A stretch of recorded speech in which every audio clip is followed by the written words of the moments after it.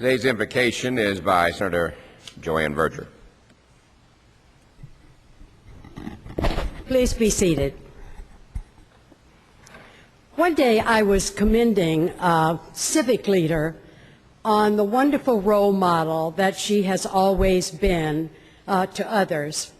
And you all have people in your districts like her. If you go to a funeral, she's in the kitchen preparing food just to be sure there's enough for the family and their friends.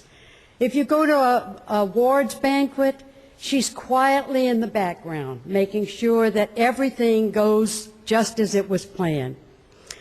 But it wasn't until I commended her about her work with children that she said, "Joanne, you know, I did not know that I was poor until I was in the first grade.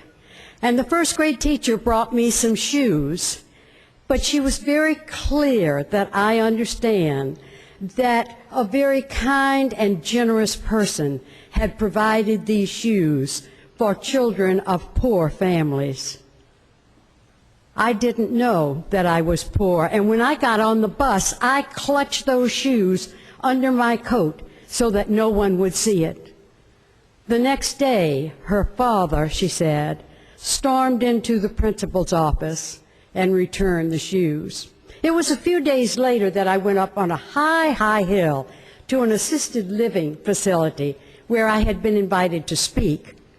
And when I walked into the lobby, there was a very familiar man over by the post office boxes.